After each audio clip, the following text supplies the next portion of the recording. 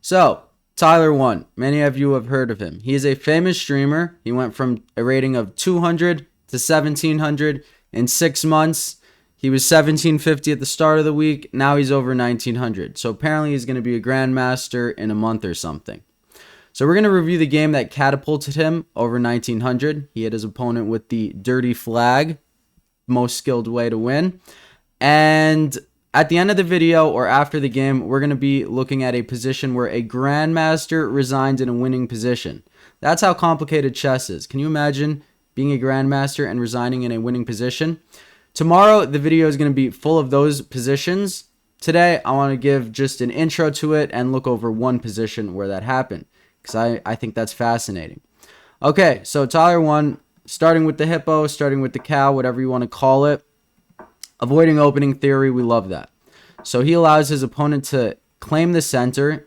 He brings both his knights over. He can play on both sides of the board, just not committing anything. Yes, you allow your opponent to gain space, but as you know, people mess everything up, so they turn a space advantage into an overextension. So we get castles, queen c7, c4. Okay, finally he strikes in the center, and good call. Eventually you need to play in the center. You can play for f4, you can play for c4. He elects to begin with c4, blockading the queen side. Very logical. And this battery aims at a knight on g3, which means it does nothing. His opponent plays pawn to b6, trying to get his bishop to the queen side, because as you could see, it's not going anywhere on the king side. Pawn to b3, and both sides kind of fianchetto their bishops, aiming at the kings. However, White's bishop is open to the king side. Black's bishop is closed to the king side. Also, Tyler's creating a threat of doubling up the pawns and opening up the g file. So his opponent goes d4, a move that blocks out the dark squared bishop and opens up his own light squared bishop. Sounds logical. And now he goes pawn e4, closing out Black's light squared bishop. Now, one thing to take note of is you see all these pawns on light squares and you see this barricade on the dark squares. What this bishop will have to do, or should do in the future rather, is go to c1 to develop itself on this diagonal. That's very good. If you saw the Chess in the Park game, bishop c1 was the way I won. Improve your worst place piece. So bishop c1 is an idea due to the commitment of the pawn structure. We get knight to e5, okay. This move is suspicious because pawn f4 would be a very good move. You're going to fork their pieces, win a piece, they get some counterplay, but you're up a piece. You tell them they have nothing, and they have nothing. But okay, we get knight to f3, setting up a tactic. Black avoids the trade, and now we have a tactic. You might say, what is that? Well, you see how this knight on g4 has only one defender? And you see how we have a battery that would be two attackers, except the knight is obstructing that? Well, you could take a pawn. So if they take right now, you win a knight, you win a pawn. They have a weak pawn, you'll be winning. Black finds the best move, that is knight takes f2. White wins a pawn, black wins a pawn. White's knight is under attack, black's knight is under attack, white's queen is under attack. There's a lot going on. The best move here is actually the active knight takes e6. You win another pawn and you threaten the queen. So it's just going to be a big trade and you'll end up ahead, or at least balanced. He goes knight b5 with the same idea, just not picking up a pawn. It's actually a clever try. Look at this. Black takes the queen, white takes the queen. Black takes a bishop, white takes a rook, black takes a knight. So you might say, okay, why would he take a rook for a bishop and a knight? I know that two minor pieces are better than a rook in a middle game. Well, it's not so simple. This knight is actually trapped. So this knight cannot move. So right away he goes rook a2 coming after it. But black again finds the best move.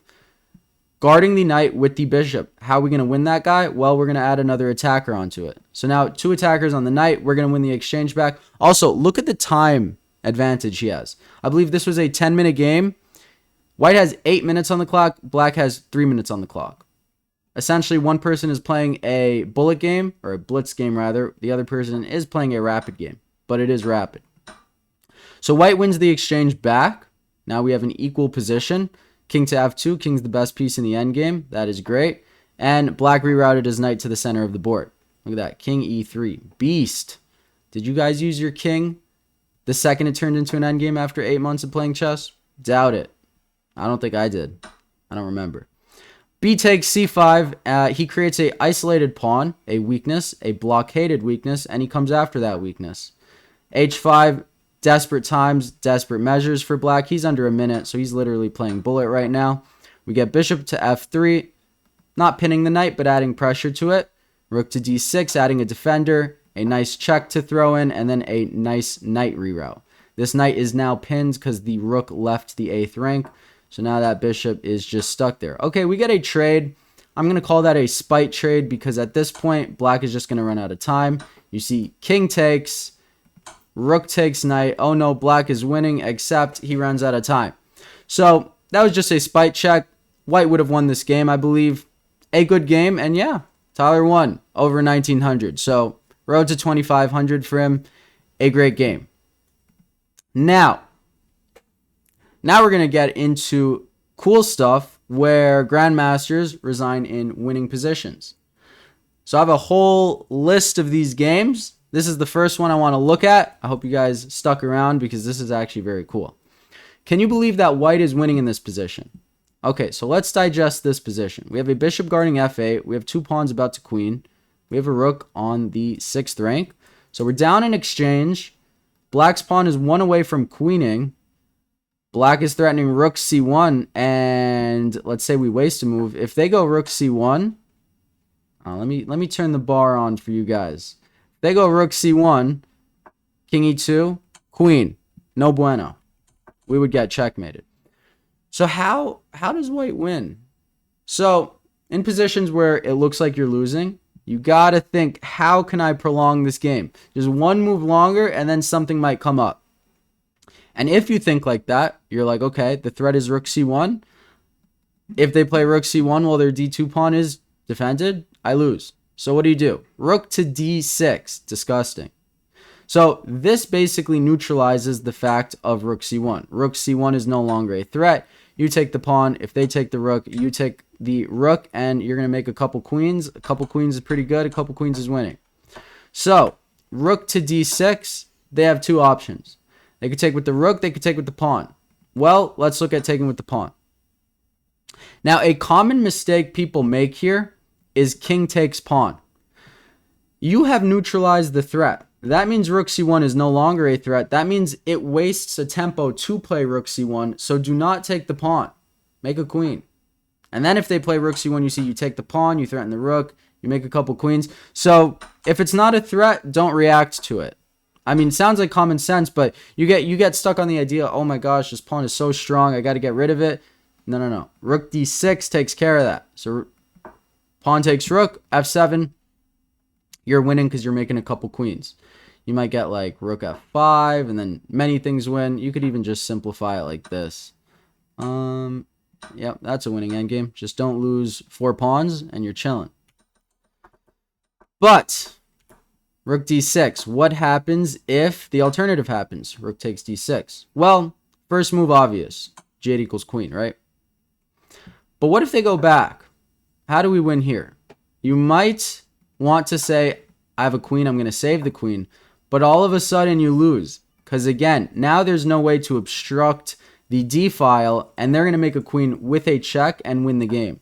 So it'd be like f7, check. Oh, what happened there? That was a legal move. And you could see how you would lose this game. So, rook to d8, you have to sack the queen. Queen takes rook, king takes, pawn f7. This is not a threat.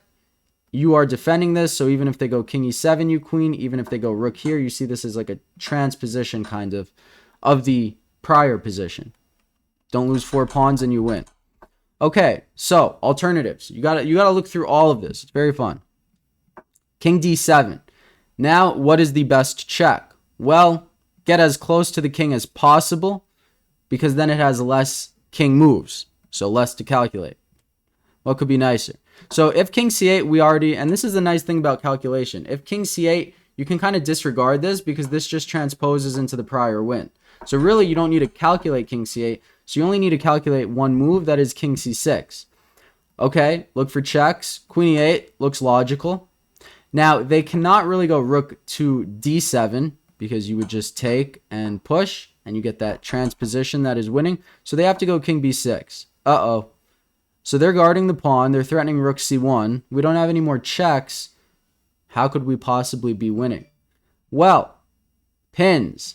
Queen to e3. The c pawn, or the c rook, that's a rook, is pinned to the king. They cannot do anything. Saved by the bell. They have to move their king. Now again, take, push. This is that endgame where we are just winning because we make a queen. So this was a fascinating position. Can you believe a Grandmaster resign in a winning position? And this isn't the only game. There's countless games. So never resign. Moral of the story. Hope you guys enjoyed. Thank you for watching and stay tuned for tomorrow. We're going to do more of this. Have a great day.